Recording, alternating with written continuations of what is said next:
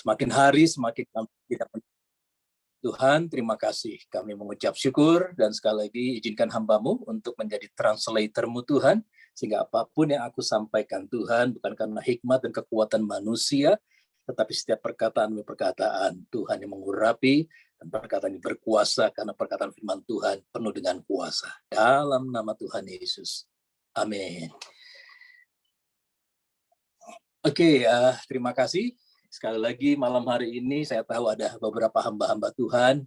Jadi malam hari ini izinkan saya untuk membawa sharing yang apa yang Tuhan taruh di hati saya untuk kita sama-sama bisa belajar dan kita bisa menjadikan firman ini menjadi kekuatan, menjadi penuntun dalam hidup kita, karena saya percaya dalam firman Tuhan ada jawaban, dalam firman Tuhan ada kekuatan, dalam firman Tuhan ada penghiburan.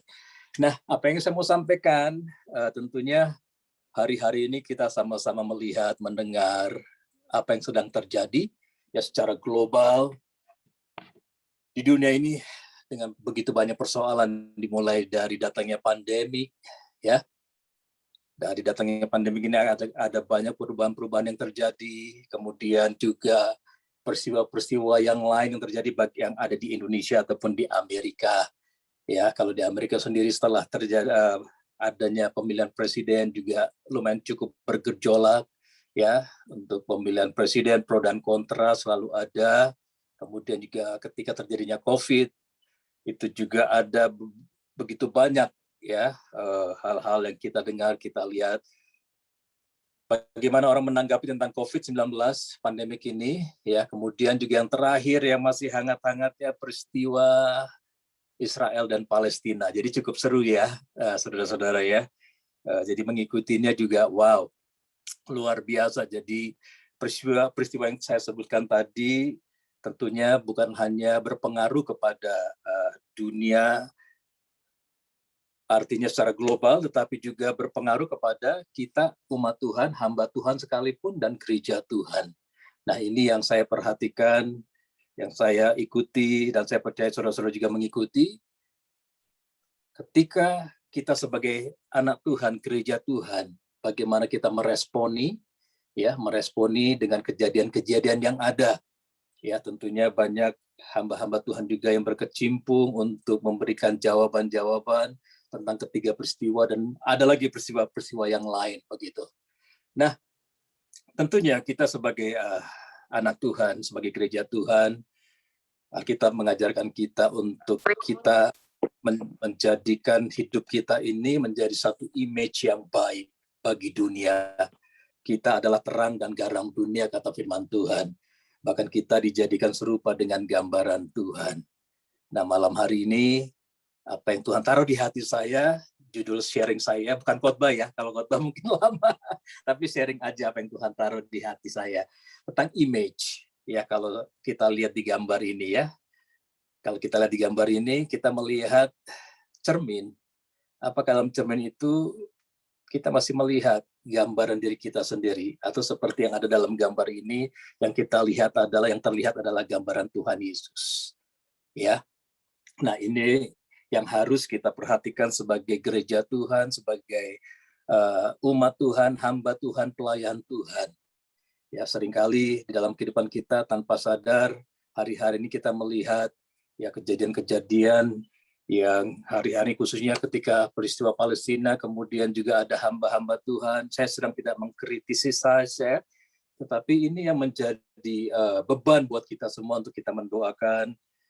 Ya, ada yang menyatakan diri sebagai nabi, ya, kemudian masalah pandemi pro dan kontra, ya, dan sekarang ini sedang terjadi perang yang namanya perang dalam media begitu ya, dan ini sangat mempengaruhi juga buat iman, khususnya buat orang-orang yang baru mengenal Tuhan ataupun yang tidak mengenal Tuhan. Kalau melihat keadaan seperti ini, membuat image kita sebagai anak Tuhan, sebagai pengikut Tuhan Yesus ini menjadi, bahasanya mungkin saya bisa katakan ya, orang akan bertanya-tanya, ya kenapa di antara kita masih ada terus gejolak seperti ini. Memang sudah terjadi sejak zaman perjanjian lama. Tapi biarlah malam hari ini Kita sama-sama belajar bagaimana kita mau menjadikan image ya Tuhan Yesus itu ada dalam hidup kita. Ya. Nah, saya mengambil ada sebuah statement dari firman Tuhan yang saya ambil di dalam Galatia pasal 4 ayat yang ke-7 sampai dengan 9.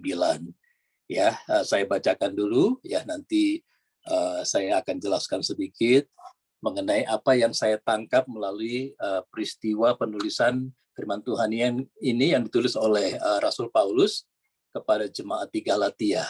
Ya, Galatia pasal 4 ayat 7 dan ke-9, ayat yang ke-7 dikatakan seperti ini. Jadi kamu bukan lagi hamba, melainkan anak. Jikalau kamu anak, maka kamu juga adalah ahli waris oleh Allah.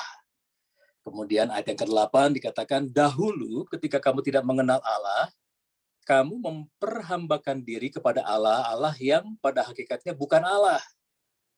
Dan kemudian ayat yang ke-9, tetapi sekarang sesudah kamu mengenal Allah, atau lebih baik, sesudah kamu dikenal Allah, bagaimanakah kamu berbalik lagi kepada roh dunia yang lemah dan miskin, dan mau mulai memperhambakan diri lagi kepadanya. Nah, dari kata bukan lagi hamba melainkan anak. Ternyata apa yang Paulus tuliskan di sini melalui firman ini, yang sebenarnya firman ini bercerita tentang bagaimana pelayanan Rasul Paulus kepada jemaat-jemaat yang dibangun bersama dengan Barnabas di Galatia, ya. Jadi Paulus mengajarkan tentang kasih karunia yang ada di dalam Yesus Kristus, tetapi ternyata pengajaran ini ditentang karena pengajaran kasih karunia ini membuat orang-orang Yahudi tidak lagi mematuhi atau taat kepada hukum Musa, perintah-perintah Musa. Nah, seperti kita tahu, kalau saudara bisa Google ya di Wikipedia, ataupun saudara pernah belajar bahwa ternyata perintah Musa itu bukan cuma 10 perintah Allah, tetapi ada sekitar 600-an, 613 begitu, yang terdiri dari 365 perintah yang negatif, kemudian 285 itu yang positif. Nah, tentu saja nggak mudah, saudaraku ya, untuk kita mengikuti perintah yang 10 aja, perintah Musa, mungkin nggak semua orang bisa, dan memang tidak semua orang bisa melakukan hal itu. Ya, sehingga Yesus datang untuk menggenapi semuanya, hukum-hukum, perintah-perintah yang ada di dalam Yesus dengan kematian Tuhan Yesus. Nah, itu sebenarnya inti daripada firman ini, saudaraku ya. Tetapi saya tertarik, saya diberikan satu pewahyuan tentang kamu bukan lagi hamba, melainkan anak. Jadi ternyata Tuhan sedang memperhatikan kehidupan setiap kita hari-hari ini, khususnya ketika tadi apa yang saya sampaikan, dengan berita-berita, kejadian-kejadian yang juga mempengaruhi iman percaya kita, ya, sehingga terjadi debat kusir, dan kita lihat hal itu membuat image kita sebagai orang Kristen kok seperti ini di dalam kekristenan. Ya, sekali lagi saya sedang tidak mengkonfrontasi hamba-hamba Tuhan yang menyatakan kebenarannya melalui apa yang mereka pelajari, saudara. Tapi secara general saja, mari kita sama-sama membuat image Tuhan itu ada di dalam kehidupan kita. Ya, ini sangat penting sekali. Nah, kalau di sini dikatakan kamu bukan lagi hamba melainkan anak, jikalau kamu anak, maka kamu juga adalah ahli waris. Nah, yang saya mau agak sedikit tarik keluar sedikit ya dari firman ini, selain tadi bicara soal sebenarnya pengajaran tentang kasih karunia. Nah, seharusnya lah kita sebagai anak Tuhan, kita menjadi ahli waris.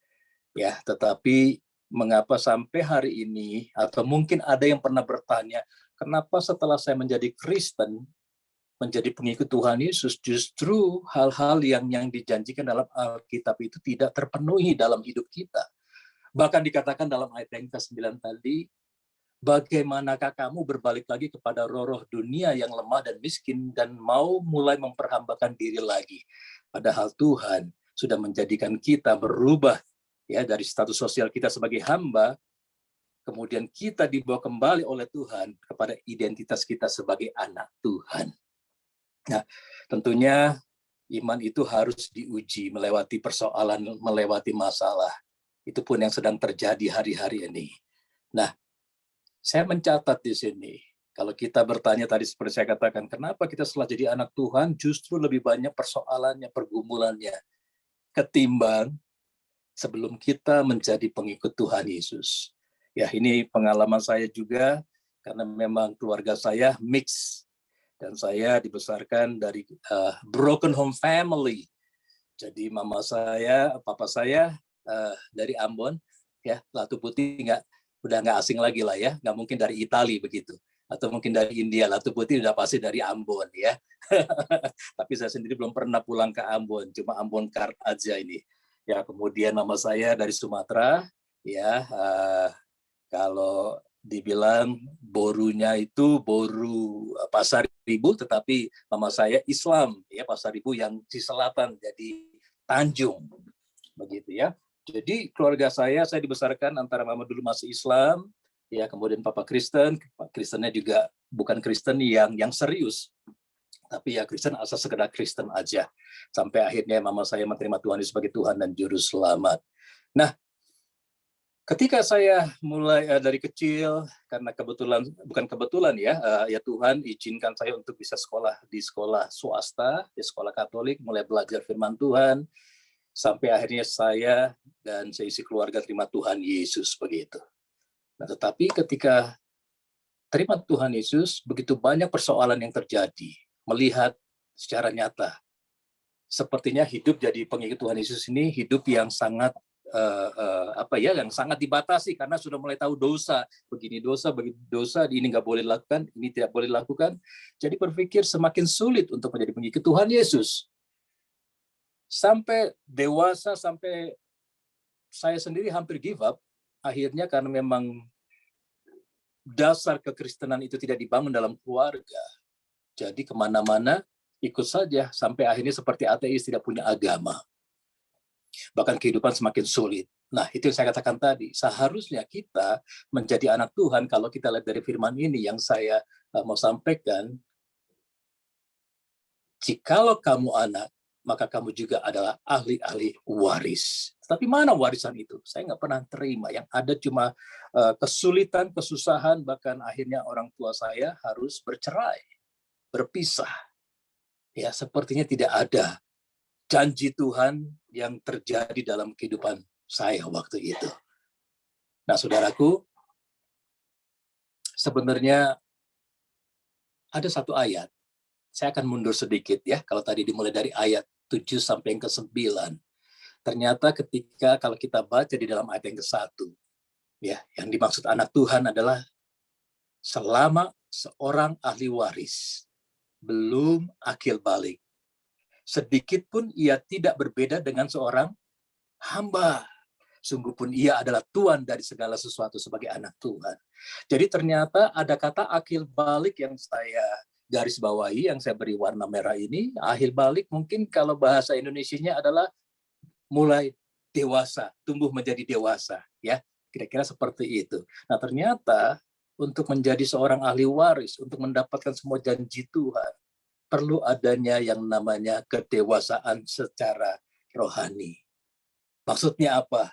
Ya, seperti saya katakan tadi, saya sudah terima Tuhan Yesus, sudah mengikuti semua, ya, beribadah hari Minggu, kemudian kegiatan-kegiatan di gereja saya ikutin, tetapi ternyata tidak ada pertumbuhan, tidak ada kedewasaan yang terjadi dalam kehidupan saya. Artinya begini, mama saya sudah menjadi orang Kristen tapi masih pergi ke dukun, masih tanya orang paranormal dan lain sebagainya, ya, sehingga kita menjadi menduakan Tuhan karena iman percaya kita belum sungguh-sungguh menjadi iman yang dewasa, sehingga kita tidak bisa menerima apa yang Tuhan janjikan. Tapi bukan artinya 100% kita tidak menerima. Sampai hari ini pun Tuhan memperhatikan kehidupan setiap kita. Nah, kita mau belajar dari sini. Apakah dengan kekristenan kita saat ini, kita sudah menjadi orang Kristen yang dewasa? Orang Kristen yang dewasa, ya, atau orang dewasa dulu aja deh.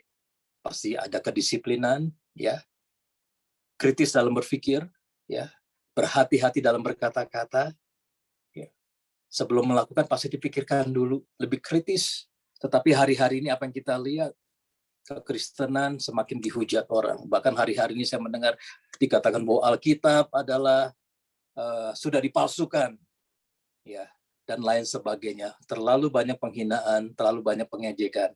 Ya, mungkin memang kita bisa berkata itulah kekristenan.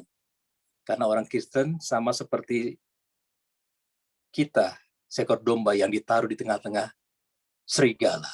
Seringkali kita punya pemikiran seperti itu, memakai firman Tuhan untuk pembenaran diri. Padahal sebenarnya dalam kehidupan kita secara pribadi, kita sedang tidak menunjukkan siapa Kristus dalam hidup kita, lewat perkataan, lewat perbuatan, lewat sikap kita. Nah, saudaraku, kira-kira inilah ya yang dimaksud dengan sebenarnya kita dari seorang hamba menjadi anak, tetapi kita tidak menerima janji Tuhan. Nah, kembali kepada seorang hamba. Apa artinya seorang hamba? Hamba adalah orang yang hidupnya terbatas. Ya, seorang hamba, seorang pelayan tidak seperti anak tuannya. Pasti seorang hamba, seorang pelayan, ya dalam rumah tangga, mereka tidak bisa makan bersama-sama dengan tuannya. Hak mereka sangat dibatasi. Nah, bicara dalam kehidupan seorang hamba, mungkin hari-hari sebelum kita mengenal Tuhan, kita menjadi seorang hamba. Di dalam kehidupan kita mungkin kita addicted, ya. Apalagi kita sebagai seorang yang dulunya pernah bekerja di laut, ya, yang masih berlayar, mungkin ada sekarang ini saudara-saudara sudah bekerja di darat, tapi ketika kita menjadi seorang pelaut, tentu image yang orang tahu tentang pelaut selalu negatif, betul ya, ya selalu negatif dikatakan. Wah, kalau pelaut itu katanya punya cewek di mana-mana dan lain sebagainya. Tapi kalau dulu saya masih berlayar, saya katakan iya, tetapi tidak pernah ada dalam bahasanya, dalam peribahasanya yang namanya buaya laut, yang ada juga buaya darat. Itu satu pembelaan kebenaran ya, saudara ya. Nah, tapi saya ingat waktu itu ya, saya pernah juga, ini pembenaran juga pembelaan, ketika ada sebuah lagu, ya, itu orang Manado yang menyanyikannya ya. Bahwa siapa bilang pelaut mata keranjang. Nah, orang Manado pasti tahu lagu itu, atau kita pernah tahu, pernah dengar lagu itu ya. Ya, tetapi saya pernah mengalami ketika saya berlayar di lupa ingat saya. Oh, nama kapalnya Bontang ya, Tricoraloid dulu ya. Di Tricoraloid, kemudian kaptennya itu masih Kapten Matakupan, kemudian chief engineer saya dari Surabaya, kemudian diganti oleh angkatan 21 atau 19, Hernowo, kemudian juga ada Mualim satunya Teki Tore, ya, dan saya sangat salut dengan electrician saya waktu itu, orang Ambon juga, saya lupa kalau nggak salah sama dengan Bung Wilfred ya, famnya Soplantila begitu. Saya sangat salut dengan electrician saya, dia benar-benar imannya sangat kuat. Setiap hari kita ada renungan di kapal, dia mengajar saya, ya, semua anak-anak yang Kristen diajak beribadah setiap hari, renungan dan lain sebagainya. Jadi tidak selalu kalau dibilang seorang pelaut image adalah image yang jelek, ternyata nggak semua pelaut seperti itu. Nah, seperti itulah yang malam hari ini kita mau pelajari, bagaimana kita membawa image kita bahwa kita diciptakan serupa dengan gambaran Allah. Ya. Nah, kembali kepada sebenarnya kisah ini adalah kisah di mana bangsa Israel menolak pengajaran tentang kasih karunia Tuhan. Karena kita tahu di dalam perjanjian lama, ketika orang berdosa, maka untuk menghapuskan dosanya mereka harus bawa korban. Tetapi ketika Yesus lahir, ya, bahwa segala sesuatu sudah ditanggung di dalam diri Yesus, dipaku di atas kayu salib, dan semua kutuk pun sudah dihapuskan, ya. Nah, tetapi orang menolak pengajaran ini. Makanya di dalam Markus pasal 11 ayat 15, ya. Sebelum saya ke situ, sebentar. Iya. Ketika zaman Yesus pun, Yesus berusaha untuk mengajarkan tentang kasih karunia ini supaya orang tidak lagi membuat orang menjadi sulit ketika kita jatuh di dalam dosa, ketika image kita sebagai anak Tuhan itu hilang. atau negatif di dalam pandangan orang-orang di sekitar kita. Di dalam pandangan saat itu para ahli-ahli Taurat yang bisanya cuma menghakimi dan menghujat, mengajar, tetapi mereka sendiri tidak melakukan kebenaran firman Tuhan itu. Ya, sehingga yang ada dalam rumah Tuhan saat itu yang ada hanyalah perselisihan, kesalahpahaman, dan sampai hari ini pun dalam gereja masih ada tetap perselisihan, gejolak yang terjadi, kesalahpahaman dalam pengajaran, dalam doktrin dan lain sebagainya.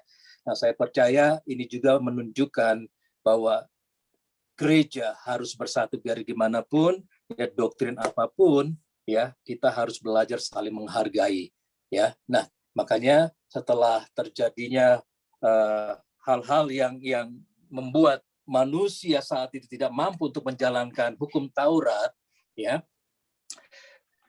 Yesus ketika masuk ke Israel, masuk ke Yerusalem saya maksud, kemudian Yesus mulai mengajar di bait suci. Tetapi apa yang terjadi, saudaraku, ketika orang-orang dalam perjanjian baru, orang-orang yang hidup dalam kasih karunia Tuhan, dan Yesus menjadi korban saat itu, sementara orang-orang masih melakukan korban yang sama mengikuti perintah Musa, tetapi apa yang dilakukan ternyata terjadi, boleh dibilang, perselingkuhan.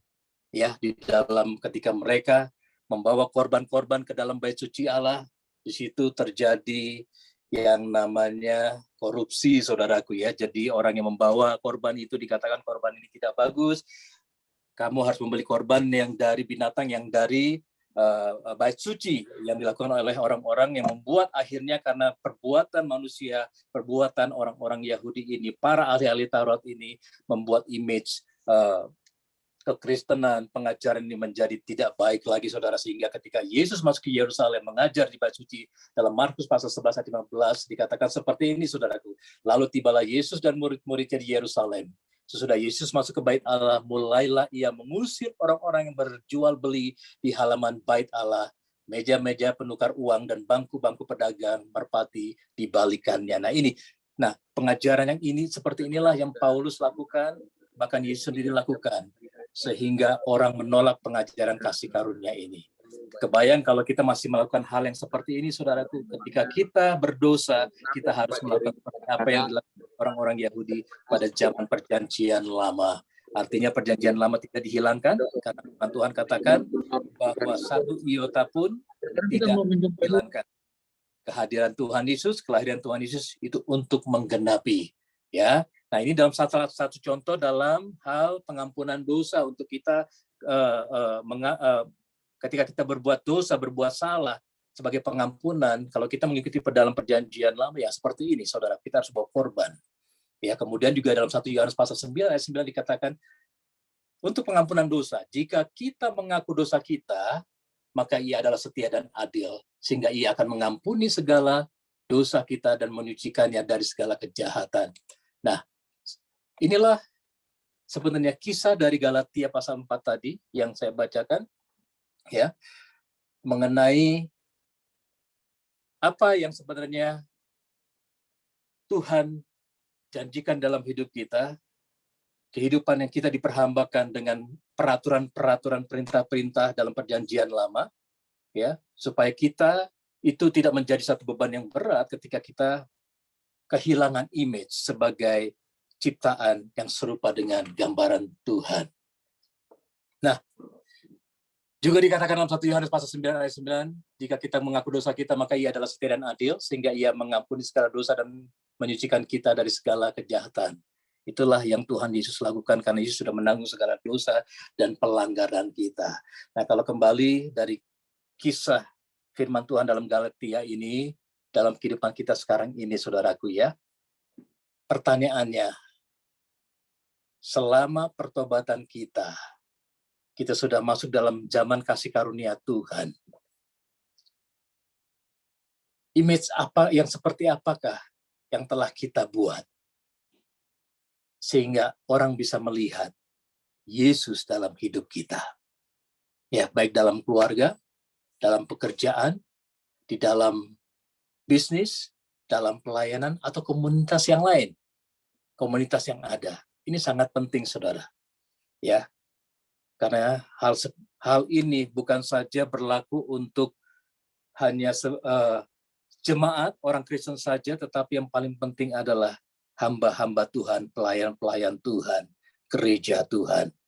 Nah, sebagai contoh, saudaraku ya, kalau kita melakukan sesuatu yang jelek, sesuatu yang tidak baik, sesuatu yang tidak sesuai dengan firman Tuhan, maka yang menjadi image adalah keseluruhan gereja Tuhan, bahkan Tuhan sendiri, ya, Yesus sendiri tidak akan menjadi satu sampel, satu contoh yang bisa dipercaya. Nah, mari kita lihat apa sih artinya image sebenarnya. Image artinya gambar, ya. Kemudian dari kata image, maka timbullah yang namanya imajinasi. Nior Wilfred, boleh di move up, scroll down PowerPoint-nya. Jamin. Oh, ya. Tolong di. Kayaknya nggak bisa di sini. Nggak bisa. Sudah. Apa hang ya? Sebentar ya. Oke, Bapak tadi diterusin ya. Nah, kembali kepada kata image, ya sedikit saja saya mau menjelaskan ya. Image artinya gambar, ya. Kalau di sini artinya image itu yang saya maksudkan adalah gambar diri kita, siapa kita di hadapan Tuhan dan di hadapan sesama. Kemudian dari kata image ini ada yang namanya imajinasi. Imajinasi dari orang melihat gambar, kemudian orang mulai berimajinasi, ya, atau daya pikir untuk membayangkan atau menciptakan gambar itu, ya, melalui sebuah kejadian berdasarkan kenyataan atau pengalaman seseorang atau sesuatu. Nah, penting bagi kita untuk menanamkan image ini sebagai anak Tuhan, sebagai pelayan Tuhan, sebagai gereja Tuhan, terlebih sebagai hamba Tuhan. Ya, kembali seperti saya katakan tadi, hari-hari ini ada begitu banyak persoalannya yang sedang terjadi, yang sedang bergejolak hari-hari ini, yang menyangkut tentang hamba-hamba Tuhan, bahkan yang senior sekalipun. Nah, inilah yang paling penting ketika kita melihat perilaku kita, perkataan kita, perbuatan kita, maka disitulah image akan timbul. Contoh, kalau kita pergi ke sebuah restoran, kemudian pasti ada yang bilang restoran di sini enak, restoran di situ enak. Kenapa? Karena ketika mereka melihat pelayanannya, kemudian rasa makanannya, ya, sehingga itu timbul dari peristiwa yang terjadi, kenyataan yang dihadapi ketika kita makan di restoran, maka kita bilang, kalau mau makan babi panggang, kamu pergi ke tempat ini. Kalau kamu mau makan ikan bakar, kamu makan ke tempat ini. Sehingga apa yang dibuat oleh restoran ini melalui orang-orang yang bekerja di dalamnya, maka itu akan menimbulkan satu image. Ya, nah saya teringat juga ketika kenapa saya waktu itu jadi masuk ya di dalam sekolah kita dulu ya di STIP sekarang HIP PLAP STIP, karena saya tinggal di lingkungan yang banyak taruna AIP saat itu, sehingga ketika saya melihat mereka pulang pesiar, kemudian saya melihat dengan seragam mereka, kemudian attitude mereka sangat sopan dan lain sebagainya, sehingga itu menimbulkan satu image dalam diri saya. Wow, saya juga kepingin seperti mereka, begitu ya, dengan seragamnya, dengan kemudian attitude mereka, sopan santun mereka, sehingga image itu membuat saya akhirnya mendaftarkan diri, saudaraku. Nah, jadi image ini sangat penting buat kita sebagai anak-anak Tuhan. Hari-hari ini dunia sedang memerlukan jawaban. Banyak orang-orang yang sedang mungkin stres, depresi, melihat keadaan dunia ini, ya, resesi ekonomi. Apalagi baru-baru ini saya mendengar, ya ini yang di Amerika, saya nggak tahu, ada beberapa yang mungkin kayak yang saya tahu Pastor Pito tinggal di Amerika, ada satu kejadian di mana orang Indonesia memanipulasi mengenai invest. Ada begitu banyak orang invest. Jadi satu keluarga ini mereka katanya sedang mereka membuka satu usaha. Yang pertama mereka membuka usaha travel agent. Jadi kalau kita mau pulang ke Indonesia itu beli tiket harga murah. Kemudian mereka juga mempunyai satu company, saya tidak tahu apa namanya. Kemudian banyak orang Indonesia bahkan di beberapa state di Amerika ini, bahkan sampai ke Indonesia, mereka investasikan uang mereka dalam jumlah yang besar. Tapi ternyata investasi mereka saat ini tidak bisa dikembalikan, ya, dalam jumlah jutaan dolar. Jadi sekarang sedang dalam proses. Ada begitu banyak orang-orang yang sedang mengalami depresi. Ya, jujur saja di jemaat kami juga ada beberapa orang yang kena menaruhkan sahamnya, investasinya dengan perusahaan ini. Nah, saudaraku, hari-hari ini gereja sedang memerlukan, dunia sedang memerlukan kita, gereja. Tapi kalau gereja, hamba Tuhan, pelayan Tuhan hanya diisi dengan image-image yang kurang baik, bagaimana orang bisa mendapatkan jawaban? Ya, kita adalah garam dan terang. Kita harus bisa mengasinkan dunia. Bukan kita terpengaruh dengan dunia, tapi kita harus jadi pengaruh yang baik terhadap dunia. Menjadi terang bagi dunia. Nah, ini penting sekali buat kita semua. Dan apa rahasianya agar kita bisa memiliki image yang dapat diteladani? Yang pertama, saya mencatat, kita perlu yang namanya perubahan, transformasi. Ya, kalau selama ini mungkin image kita sudah dinilai tidak baik, sudah dinilai negatif oleh orang lain, nah, kita perlu yang namanya perubahan atau transformasi. Roma 12 ayat 2 dikatakan seperti ini, janganlah kamu menjadi serupa dengan dunia ini, tapi berubahlah oleh pembaharuan budimu, sehingga kamu dapat membedakan manakah kehendak Allah, apa yang baik, yang berkenan kepada Allah, dan yang sempurna. Ya, melalui ayat ini, yuk mari sama-sama kita menjaga image. Ya, jaga image bukan berarti kita mau seperti apa ya, jujur saya sebagai hamba Tuhan juga saya lebih suka saya apa adanya, inilah saya. Ya, kadangkala kita menjaga image ini dalam pengertian yang seringkali negatif ya, jaim kita ya, bahasanya begitu ya. Tidak seperti itu, saudara. Yang paling penting adalah ketulusan hati kita sebagai anak Tuhan. Apa yang kita mau perbuat untuk dunia ini, bagaimana kita bisa mengingkari orang lain. Instead kita selalu menjudgment, merasa diri paling benar, menghakimi orang. Nah, ini yang sedang terjadi hari-hari ini. Banyak orang tidak kembali ke gereja karena merasa gereja penuh dengan penghakiman. Banyak hamba-hamba Tuhan juga yang jatuh sehingga orang tidak mau lagi datang beribadah di rumah Tuhan. Jadi apa rahasianya agar kita memiliki image yang dapat diteladani? Ayo, lakukan perubahan. Ya, seperti apa yang dikatakan dalam Roma 12 ayat 2. Caranya bagaimana? Yang pertama saya mencatat evaluasi dan cermati cara hidup kita hari-hari ini. Ya, melalui tindakan, perkataan, dan perbuatan kita.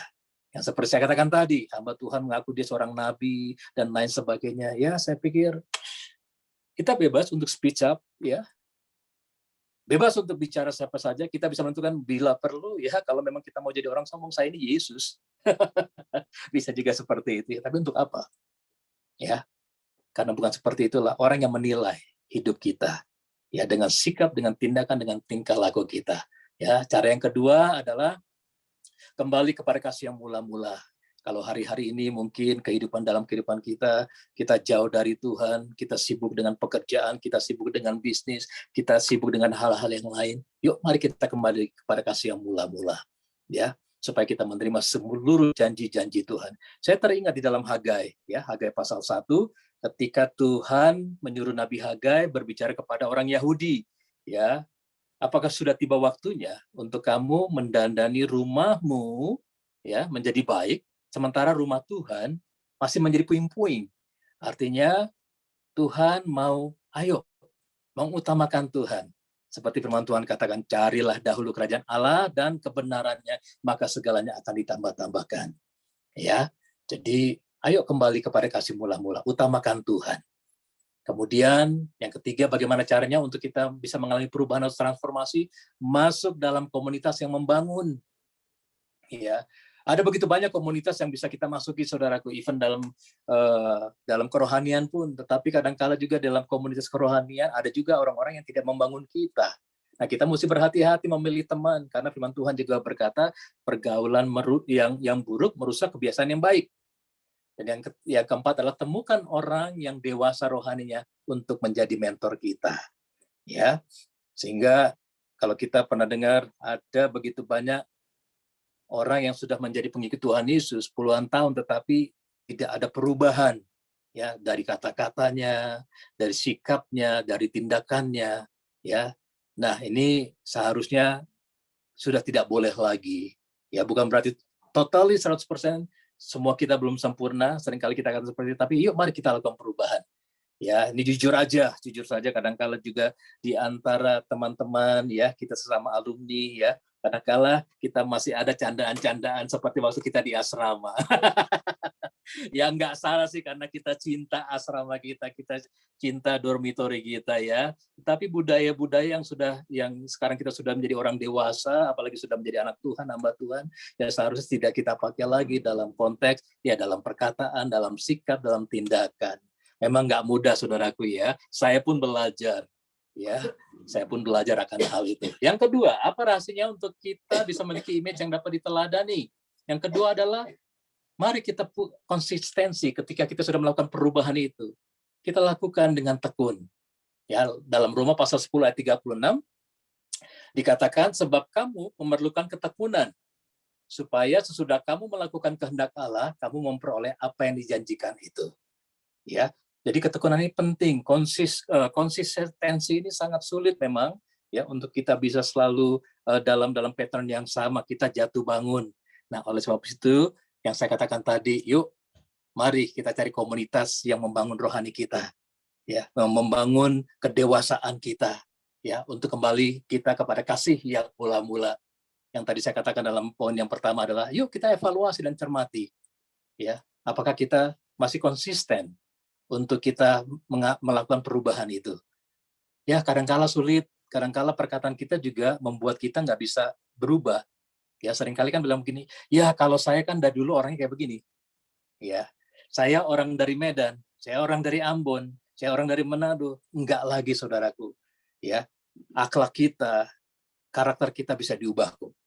Ya, tapi kadang-kala kita sendiri membatasi kuasa Tuhan untuk hidup kita diubahkan, untuk supaya orang melihat image yang baik dalam kehidupan kita, khususnya dalam keluarga. Ya, saya belajar banyak juga, seringkali ditegur sama anak, Papa ngajarin seperti ini ya, tapi Papa sendiri masih seperti ini.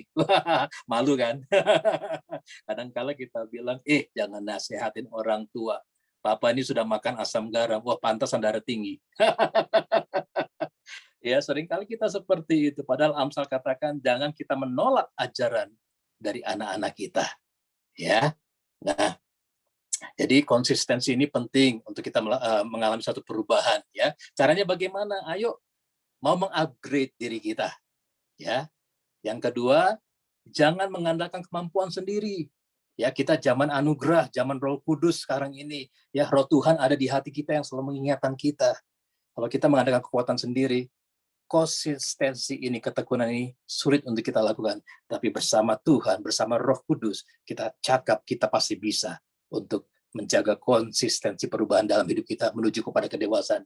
Dan yang ketiga ya, untuk kita bisa konsisten adalah spend time dengan kegiatan yang bersifat kerohanian. Ya. Nah, ini harus kita bisa jaga, saudaraku ya. Kita bisa main golf ya, kita bisa main badminton ya. Kemarin saya lihat di grup ya, bagus sekali untuk menjaga kesehatan. Ya, tetapi jangan lupa dengan kegiatan kerohanian juga membangun insider kita begitu. Dan yang terakhir adalah bagaimana rahasianya agar kita memiliki image yang dapat diteladani. Ayo belajar untuk kita sharing. Ya, seperti malam hari ini, sederhana aja sharing saya, tetapi dengan kita sharing, membagikan kehidupan kita, apalagi kepada orang-orang yang belum kenal Tuhan, kita mau sharing bagaimana pengalaman hidup kita dengan Tuhan, orang akan melihat bahwa Tuhanlah yang mengubahkan hidup kita, Tuhanlah yang memberikan kita ketekunan, kemampuan, dari situ image Tuhan akan kembali ada dalam hidup kita. Mungkin orang akan berkata, waduh, saya kalau dekat-dekat, saya sering ketemu dengan Bro Jamin nih, saya merasa terhibur, saya merasa dikuatkan, ya, karena kalau sharing pengalaman hidupnya luar biasa. Ya, ada yang kadang-kala orang bertemu dengan anak Tuhan ataupun hamba Tuhan, aduh males nih kok hamba Tuhan kayak begini sekali ya, ngomongnya masih glamor, masih yang mengaku nabi juga masih ngomongnya pornografi dan lain sebagainya. Mau jadi apa kalau seperti ini? Image kekristenan, image Tuhan Yesus, bahwa kita diciptakan serupa dengan gambaran Allah, itu akan hilang pudar semuanya tanpa kita sadari. Nah, oleh sebab itu, biarlah sharing yang sederhana ini memberikan kita kekuatan, memberikan kita kemampuan, memberikan kita semangat lagi untuk kita membangun image yang bisa dicontoh, khususnya di dalam rumah tangga, di dalam keluarga kita.